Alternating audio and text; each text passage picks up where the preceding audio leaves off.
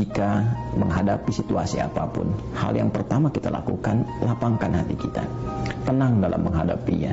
Demi Allah saya katakan, kita gelisah pun, kita menyoal pun, kita berkeluh kesah pun, tidak menghentikan persoalan itu hadir di hadapan kita.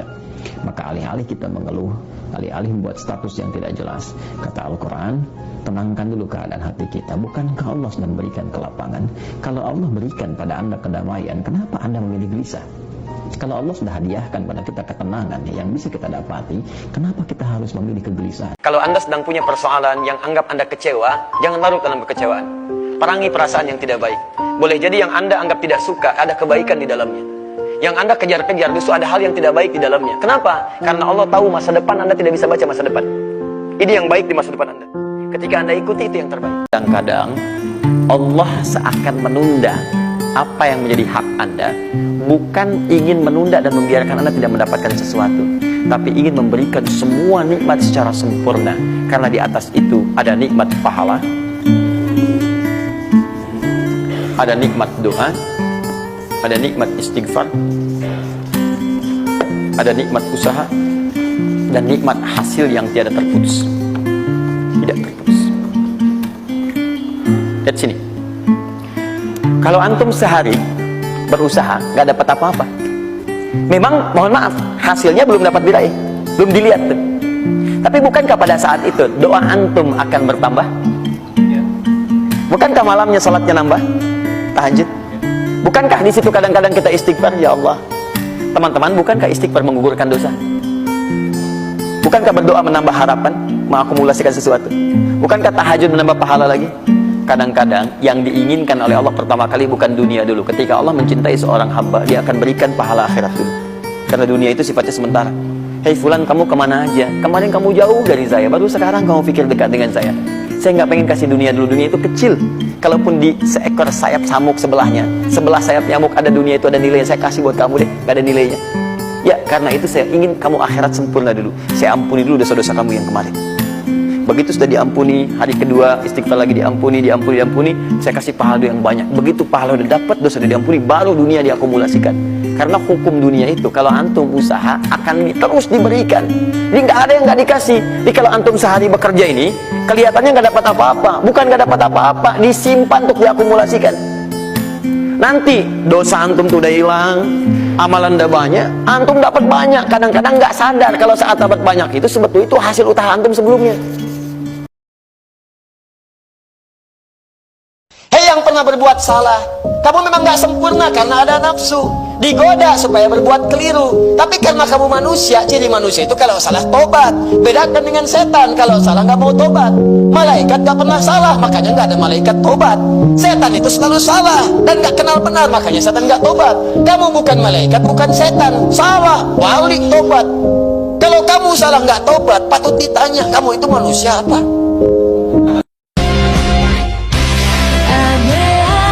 Kalau Allah sudah pilih, Anda kemudian harus yakin dengan pilihan itu. Saya memilih Anda mengerjakan sesuatu, Anda tidak kerjakan dengan baik, bukankah saya kecewa? Allah memilih Anda untuk berubah jadi baik, Andanya nggak jadi baik. Bagaimana kemudian Allah menyikapi itu semua? Jadi kalau Allah sudah pilih Anda untuk berubah menjadi baik, Anda sendiri tidak memilih baik, berarti bukan Allah yang salah, Anda sendiri yang menghambat diri sendiri untuk berubah menjadi baik. Maka bertakwalah kepada Allah, senangi diri kita, berbahagialah.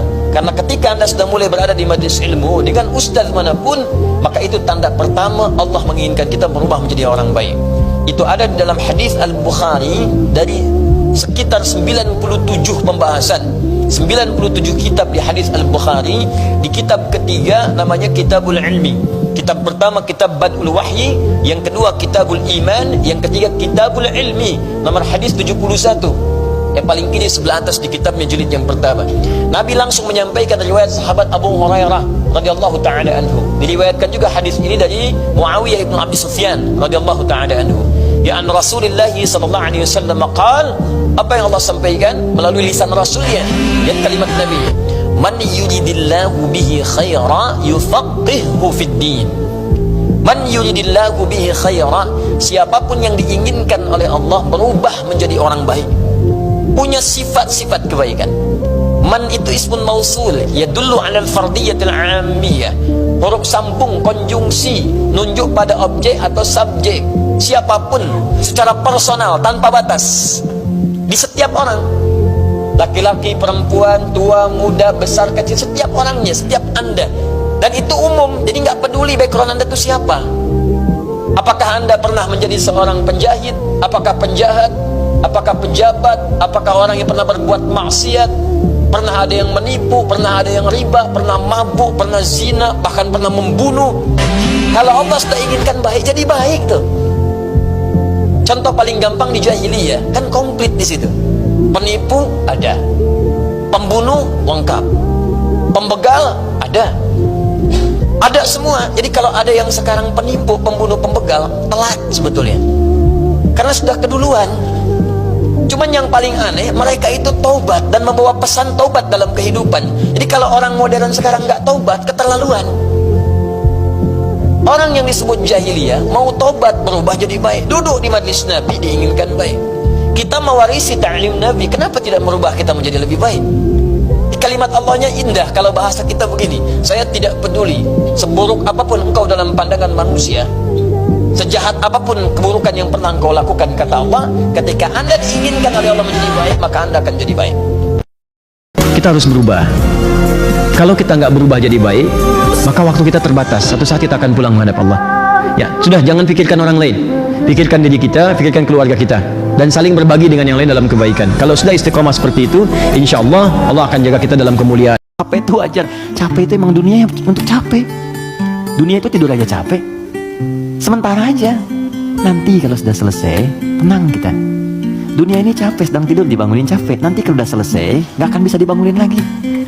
Bener? Memang tempatnya capek, baru tidur, bangun lagi. Ntar kalau udah tugas kita selesai, beres, tinggal nunggu aja akhirnya begitu selesai. Wah enak, gak akan bangun lagi. Kalau udah selesai, dibangunin ya percuma, gak akan bangun. Nah udah istirahat, waktunya tiba. Gak apa-apa, capek dulu aja.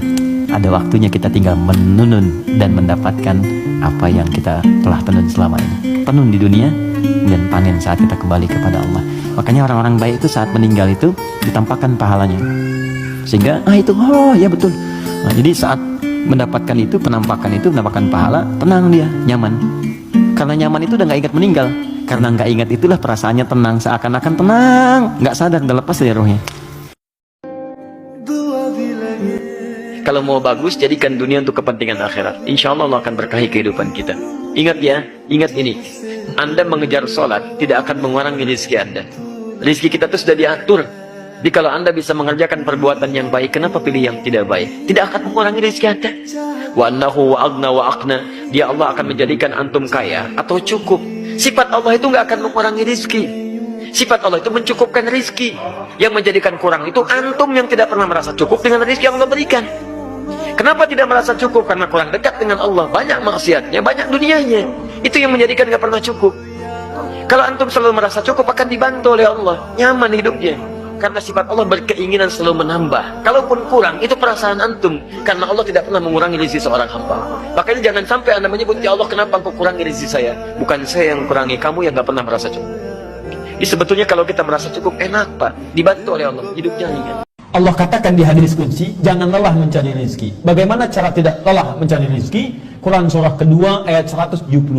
Lihat, kerjakan ibadah mendekat kepadaku, maka aku akan permudah keberkahan rizki untukmu.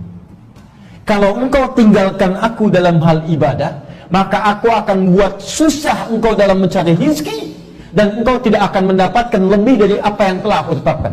Ini rumus dalam Al-Quran. Ketika Anda mengejar akhirat, maka dunia akan ikut di belakangnya. Gak akan rugi. Karena akhirat itu, dunia pasti nempel. Tapi kalau Anda ikut dunia, akhirat belum tentu mengikutinya. Contoh begini, zakat itu kan akhirat kan? Zakat akhirat ya, bukan dunia. Awas. Tapi bagaimana Anda bisa berzakat kalau nggak ada dunianya? Anda mau zakat 25 juta. Zakat itu kan 2,5%. Berarti Anda harus punya berapa? 1 miliar kan? 1 miliar untuk berzakat 25 juta. Karena itu orang-orang dulu mengejar kekayaan itu bukan untuk nyari dunia, tapi supaya bisa zakat. Abdurrahman bin Auf mengejar kekayaan sampai paling kaya nomor 1, kapaknya terbuat dari emas. Apa motivasinya? Supaya saya bisa zakat, supaya saya sedekah, supaya saya infak. Ya. Jadi motivasinya ke situ. Begitu dikejar untuk zakat, infak, sedekah, dunia ikut. Coba, yang dapat 1 miliar padahal yang keluar cuma 25 juta. 975 juta aja, silahkan nikmati dunia Anda. Tuh. Jadi orang yang mengejar akhirat, dunianya pasti ikut. Tapi orang kalau ngejar dunia saja, akhirat belum tentu. Anda kesini mau taklim, dunia ikut kan? Makanan di luar banyak tuh.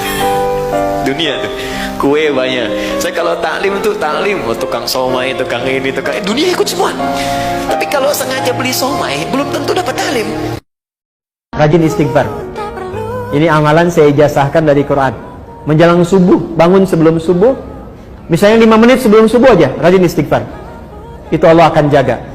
Insya Allah dijaga, hartanya stabil, anaknya sehat. Karena itu janji Allah di Quran surat Nuh.